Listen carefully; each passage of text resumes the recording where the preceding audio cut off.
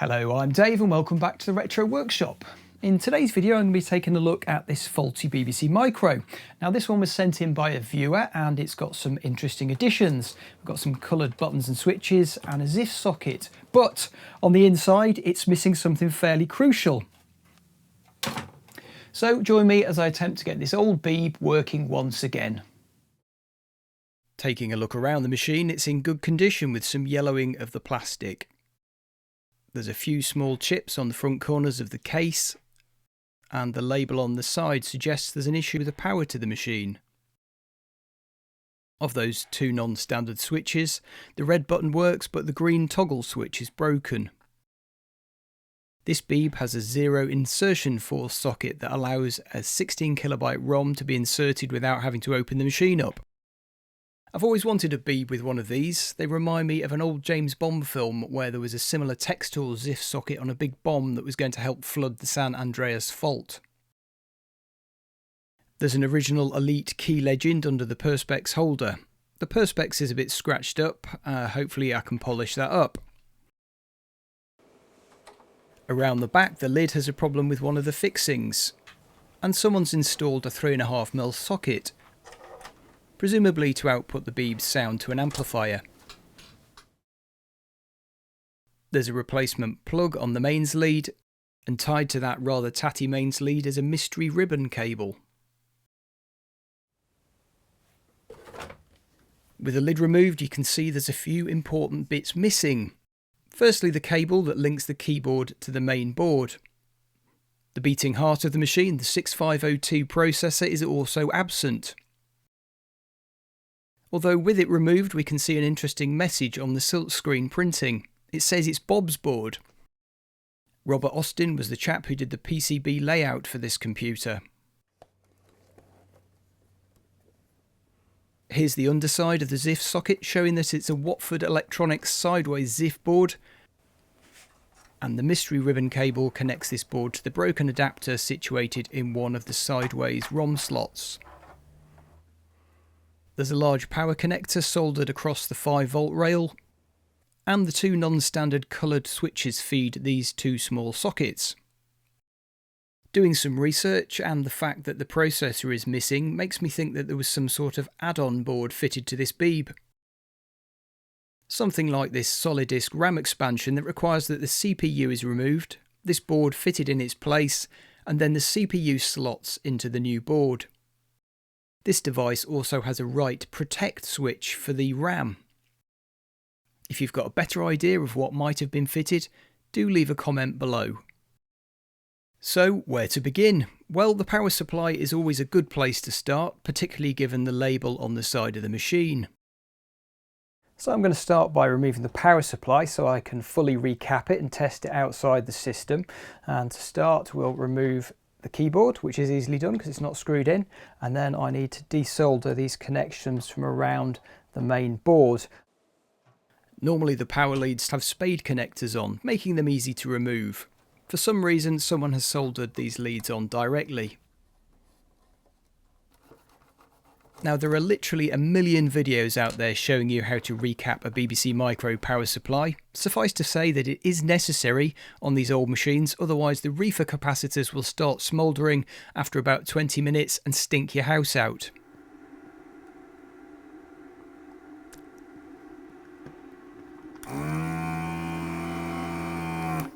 There are also a number of electrolytic capacitors, and these can go bad if the machine has had heavy use. I'd normally only replace one of these, C9, the little startup capacitor. I would then measure the others with my ESR meter, and they're usually okay, as they were with this power supply. But as this machine is going to someone who doesn't have the skills to repair it, I'm replacing them all just to try and maximise its future reliability. Now when the BBC Micro was first issued, it came with a plug and lead set like this, with completely uninsulated live and neutral terminals. Now this is potentially hazardous, as I'll now demonstrate. I've wired up the neutral from this plug through my multimeter, through the beep, into this socket.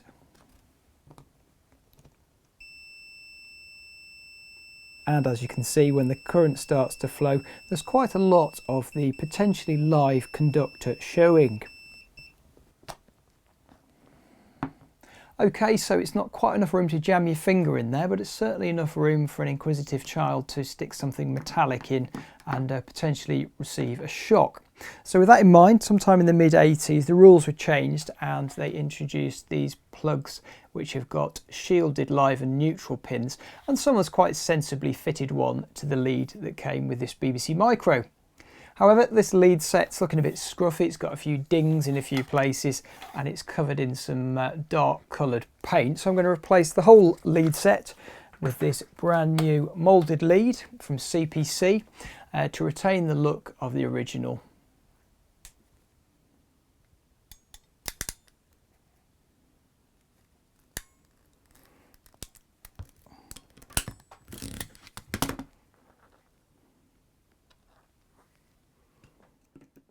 The replacement lead is a bit thicker and it was a bit tricky to get the grommet to fit. The trick is to heat the cable gently to soften it. I do like working on these old Beebs, they're one of my favourite machines. The BBC Micro was the first computer that I used, and we had one at home when I was about 7. We later upgraded to a Spectrum as the selection of games was much better. We then had an Atari ST, 1040 ST FM, and then it was on to PCs. I had an Escom Pentium 60. This lead has a 5 amp fuse fitted, which is suitable to protect the lead. The power supply has its own 2 amp fuse.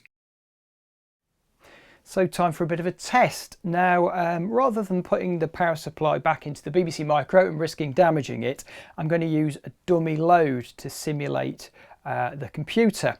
Now, by the way, all the while I'm referring to, with this repair, to this book. It's the concise BBC Micro service manual, also by Retro Clinic, where I got the capacitors from. Now sadly you can't get this anymore, I think it's out of print. I got this about 10 years ago. It contains circuit diagrams, circuit descriptions, as well as lots of very useful troubleshooting tips, and in here it does suggest you can use a 5 ohm 5 watt resistor as a dummy load across the 5 volt rail, which is the main logic rail, the main high current logic rail. Now I haven't got one of those resistors. Instead I've used a 3 ohm, a 1 ohm and another 1 ohm resistor to make approximately 5 ohms. Now safety first, the whole of the workshop is on an RCD and it's tested regularly, so I will plug this in gingerly, but before I do that I will turn the power supply over, because should any of those capacitors pop, they can pop into the workbench and not my face. I've put insulation across any of the bare connectors that might touch, so we don't want any shorts. I think that's about ready to go, so let's plug her in and switch it on. Got the multimeter here. We're on about 4.98 volts, so that's well within spec, and that's holding steady.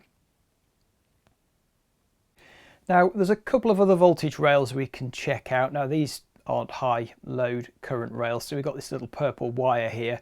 That's the -5 volt rail, which is used by a couple of things on the motherboard, such as the serial interface and the tape recorder feed.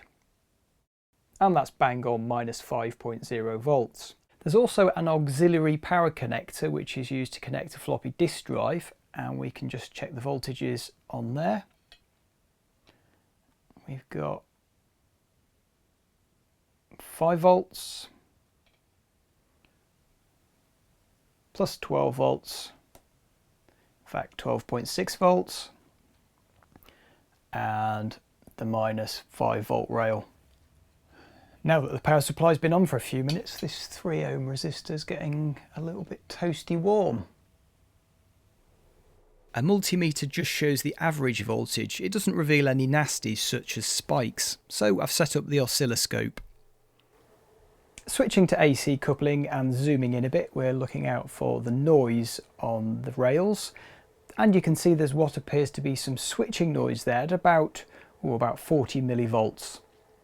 However, I'm a bit suspicious as it also does this with the power supply off, and I think it's the LED lights in my studio, which I can prove by unplugging them. I'm now going to test the BBC Micro on a bench power supply, the advantage here being that I can set a current limit, and so if there's a short or the circuit board is drawing too much current, we'll get a notification of that. So I've rigged up some wires to the 3 points that distribute the 5-volt rail, and we'll fire it up. And as you can see, we're getting about 1.8 amps drawn. Well, that's all looking very promising, so I think the next step is to pop in a replacement 6502 processor and we'll check the current again.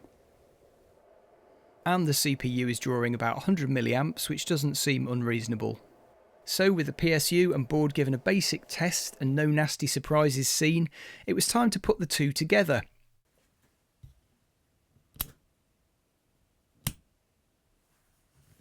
When I first tried this, there was a nasty crack from the power switch, which I then could not recreate. It sounded like classic switch arcing, so I opted to replace the power switch.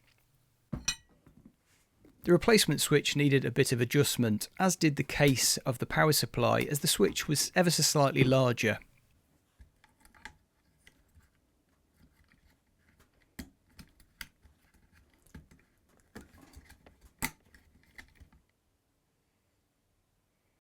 Out of interest, I took the old switch apart, and although it didn't look terrible, the contacts were a bit pitted with carbon residue. Before testing further, I needed to put the system back together. This involved soldering the DC leads back onto the motherboard, removing the unknown ROMs, and fitting a known good basic ROM from one of my own machines. I refitted the audio connectors, and these have been modified so that the speaker is routed via a connector on the motherboard.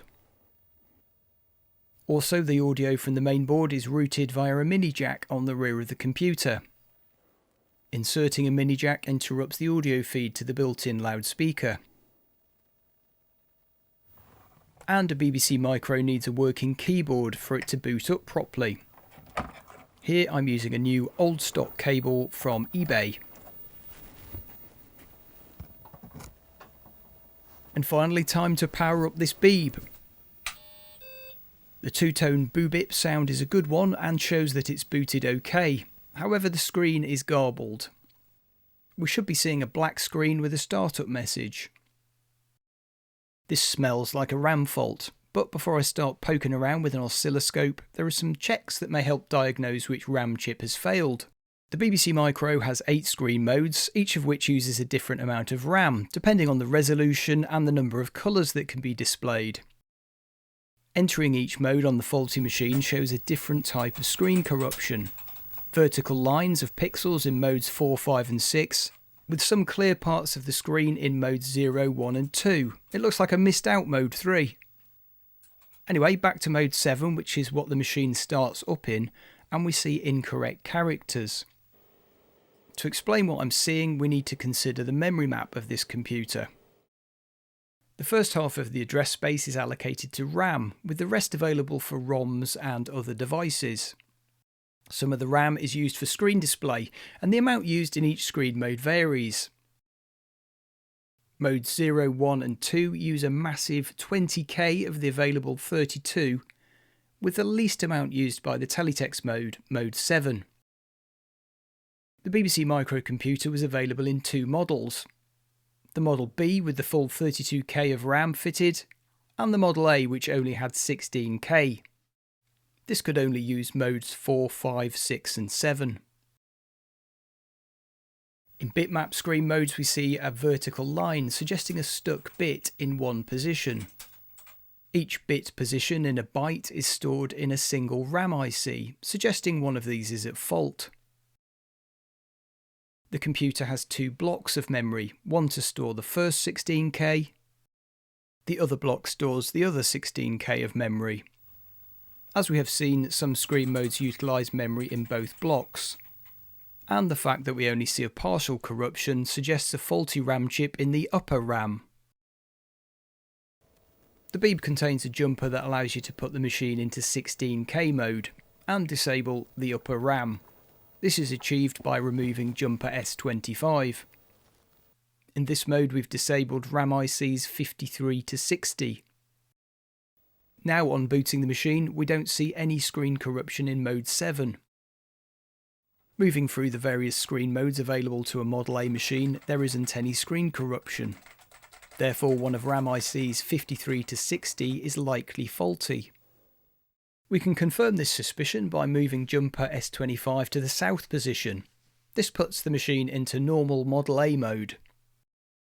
Model A machines came fitted with RAM only in IC locations 53 to 60, and this is used as the lower RAM.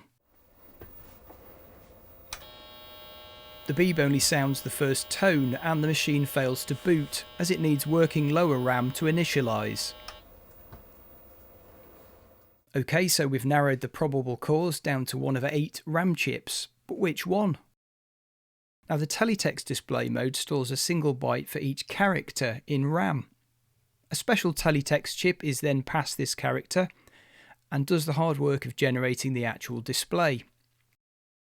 Most of the screen is filled with a bracket character instead of the expected blank space character. The user guide contains a table which shows that an open bracket is stored in RAM as decimal 168. A blank space is stored as decimal 160. If I draw out the pattern of bits used to store each character and subtract one from the other, we can see the suspect RAM chip is used to store bit 3. This is IC56. Using a scope to confirm, and I've put jumper S25 back into its usual position. First looking at a good IC, a nicely shaped waveform. Next looking at the suspect chip, the waveform is distorted. OK, so time to remove the motherboard and replace the suspect RAM chip. As well as desoldering the rear BNC connector, I had to remove the soldered on power leads.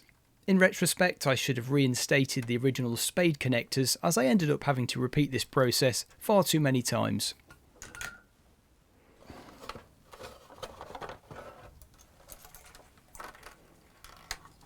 There we go.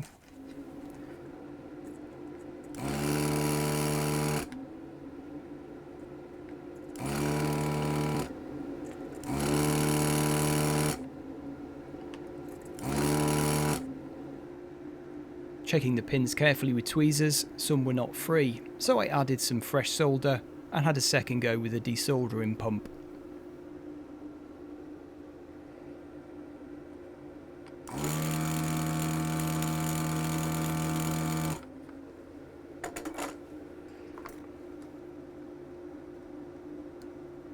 When I was sure the legs were free, I carefully pulled the IC from the board.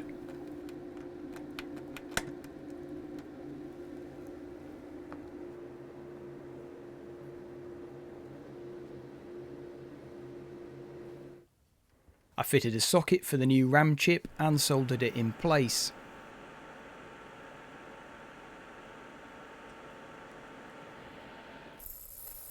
Then cleaned off the board with alcohol.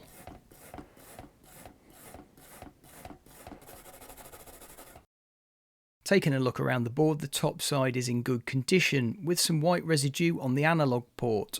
This is quite common and doesn't do any harm, but I cleaned it off.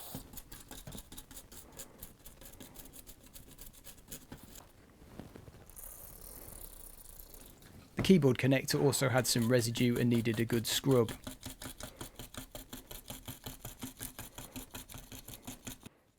I also treated the rest of the board to a clean with anti-static brushes and IPA.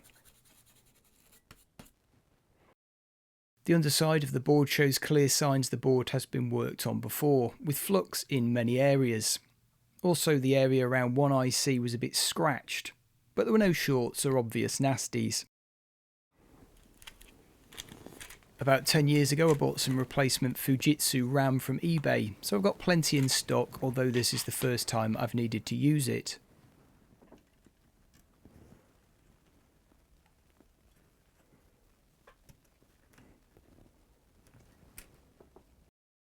I removed all the socketed ICs and cleaned the legs with a fiberglass pencil. The video ULA shown here has some thermal grease on it, which I removed.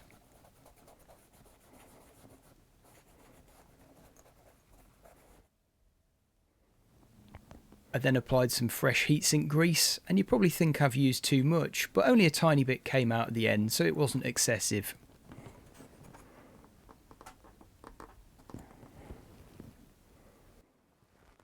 While the board was out, an opportunity to sort the sideways ROM extension cable that feeds the ZIF socket. The old one is broken and uses a turned pin adapter. This wasn't making a firm connection to the IC socket on the motherboard. Perhaps because the original sockets only had contacts on one side. The new one is a double wiper socket and has 2 contacts per pin for a better grip on the chip, or in this case the turned pin socket. Turning my attention to the keyboard, I had originally planned to remove the keys, but my key puller wasn't up to the job. So I left the keys in place and gave it a thorough wipe down.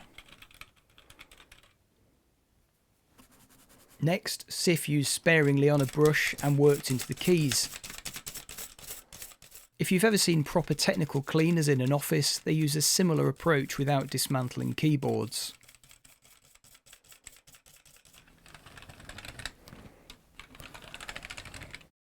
Then a final bit of car trim care, applied with a shoe brush, for a final clean and polish.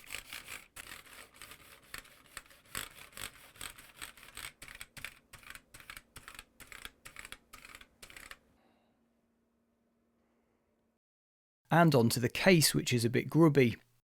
I'm going to avoid the usual scrub in the bath, as the Watford Electronics ZIF socket might get damaged. No need for these cables anymore, but I'll leave the switches.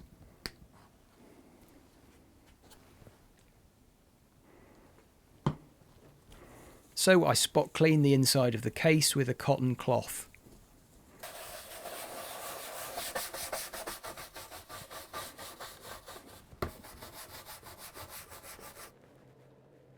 No need for this label anymore, but peeling it off does highlight some discoloration of the case near the front. So I decided to try something new and have a go at vapourbriting the case. A number of people have showed this technique on YouTube, but I was most impressed by Mr Lurch's setup, where he used a grow tent to contain the heat, light and peroxide vapour. I didn't film the process, but I took some photos, and I'll link Mr Lurch's video above. In this photo you can see the upper lid that has been treated and the lower case that has not. And here's the finished result, where you can see the colour of the inside and outside of the case match as they should. Finally, time to put the bead back together again, and of course soldering the power leads back on for the umpteenth time. And not forgetting the rear BNC. Well, we've got a good display. It's showing 32K with no corrupt characters, and that's a really good sign. I've restored the all-important S25 jumper to the north position, which means it's in 32K mode. So it looks like that new RAM chip, it's doing its job. I didn't hear the boo bip though when the machine started up. Let's try that again. No. I think I found the problem already. The solder job that someone's made to join the header plug to the wire has failed. I removed the pins from the old headers,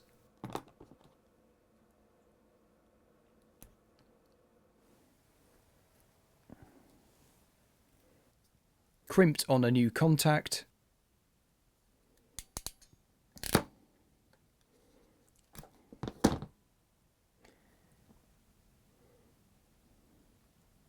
refitted it to the old header shell and fitted it back to the beeb.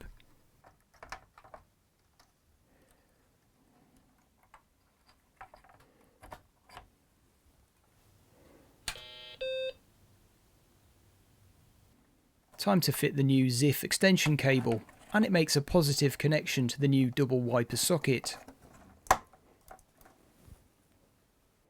I routed the ribbon cable under the loudspeaker. Possibly not ideal, but I couldn't figure out a better cable route. And a quick buzz test to check continuity. Okay, so time for a bit of testing of the ZIF socket. I haven't put the machine fully back together again, we've not quite got that far. But power it up, we've got a funny beep, but the thing hasn't gone bang, so that's a good sign. Now I'm going to check the ZIF socket out with the 3 mystery ROMs that came with the machine. If you remember, we didn't get a basic language ROM in there.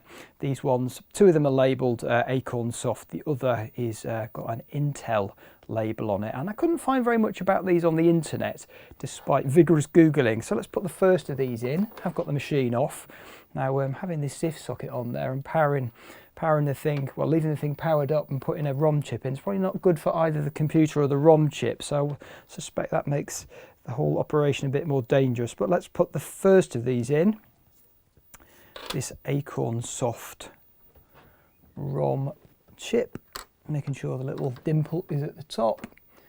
Close the ZIF socket down, fire it up, and in order to check what ROMs you've got, you can use the command star help or just star h dot as an abbreviation, which makes it much easier when you're doing it upside down. And we can see view sheet is what's on this ROM here, and that's a spreadsheet, I believe.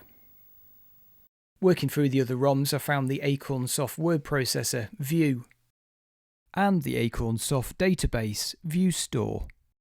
Next I put the View ROM back in and tried to run it. A little bit of googling reveals that the correct application name or star command to run is star word for a word processor. There we go, and we're into some sort of command line menu because we're not actually in the word processor proper, because as you see it says mistake when I press enter. I don't know how this thing works and it's all very boring, so what I thought I'd do is burn a game, and there are a few genuine ROM images for games online. So I've got a huge bag of ROMs rescued from the wee bin at work, the waste electrical equipment bin. It was a good opportunity to try and burn one using my cheap and cheerful X-Gecko ROM burner, which I don't often use. So it was a simple process of first of all peeling back the label on the ROM chip, cleaning the little quartz window with some alcohol, popping it into my UV Death Trap Amazon cheapo UV ROM wiping device for 6 minutes to reset all those little fuses on the EEPROM. I then set the software up on the PC for the correct type of device. Then I had to prepare the binary file. Now the ROM file from the internet was a 16 kilobyte file, so what you have to do is double up ROM image in the file so that the upper 16K of the 32 kilobytes has got the correct data in it. And I've put a little label over the quartz window just to identify the ROM and also to stop any ambient light getting in there and slowly wiping off the data on the EEPROM over time. And time for a test.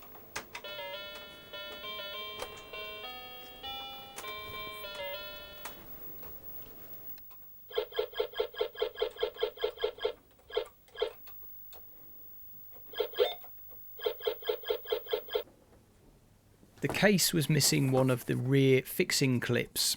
I bought a kit from eBay that contained some new clips and also some bolts to secure the keyboard. The rear case screws were the wrong type, so I installed some new ones. And for the final touch, I need to clean up this clear plastic strip that normally sits above the keyboard, and this one's a little bit scratched, and so I'm going to try some of this Novus 3-stage cleaner. So you build it up in stages. You've got a heavy scratch remover, you give it a polish with that, and then the number 2 fine scratch remover, and then finally there's a bit of a polish. And I've been practicing on some old cassette boxes. And the things I've learned are that you can get rid of any sort of overall dull appearance or opaque look to the plastic, but don't expect to shift any significant scratches, because you won't. Firstly, applying the Novus 3 scratch remover and working it in with a Novus cleaning cloth, and you've really got to work it in. Again, it's a bit of a paste, this one. It's obviously got some very fine particles in it, a bit like Jif. Slightly abrasive cleaner, I'm guessing.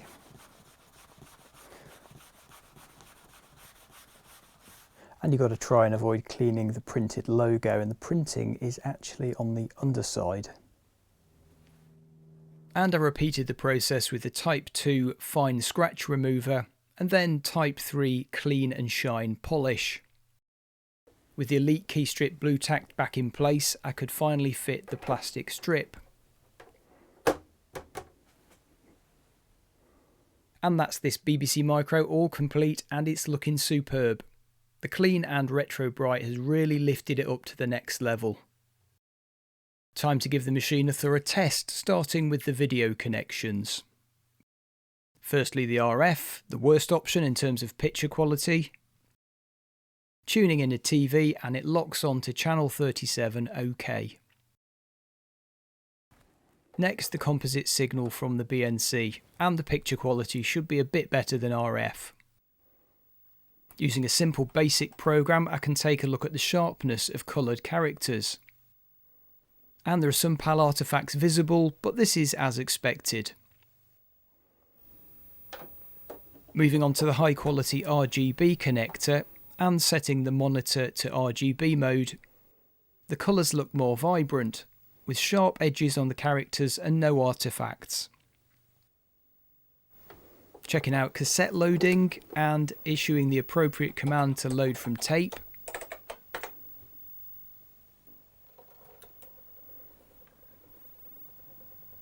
Partway through loading there was an error, so I rewound the tape, adjusted the volume on the tape player and tried again.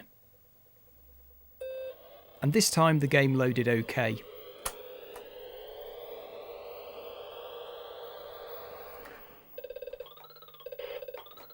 And there's always time to play a bit of Chucky Egg. In order to test disk operation, I had to fit a DFS ROM. And you can also see under the hood that I've obtained a new basic ROM by this point. Turning on the computer, and the prompt has changed to show Acorn DFS for the disk filing system.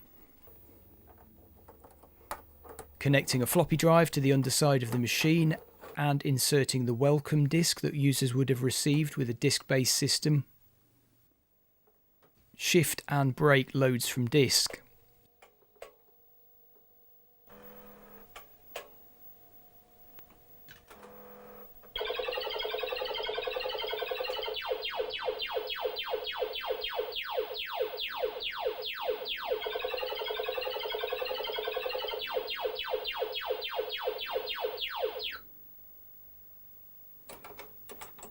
And I went through the various demo programs which all loaded OK from the floppy disk. The owner of this Beeb wants an SD card storage system, so that requires another ROM, and this time the DFS is replaced with MMFS, and a small PCB with the micro SD card connects to the user port. The startup prompt has changed again to show the MMS filing system, and booting the default disk image gives a menu which allows you to pick a game from a large selection.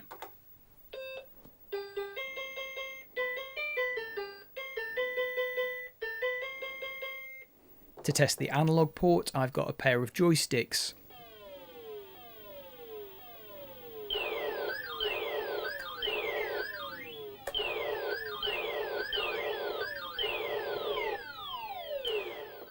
So this Beeb's passed quite a comprehensive set of tests and is fit and fighting and ready to go back to its rightful owner. Now you might notice this Sony monitor here. It's not the usual pairing for a BBC Micro. Normally they're teamed up with a Micro VTech Cub monitor, and I've actually got one of those under the bench. So maybe I'll get that one out, fix it up and make another video. But if you've enjoyed this video, please do consider subscribing. Bye for now.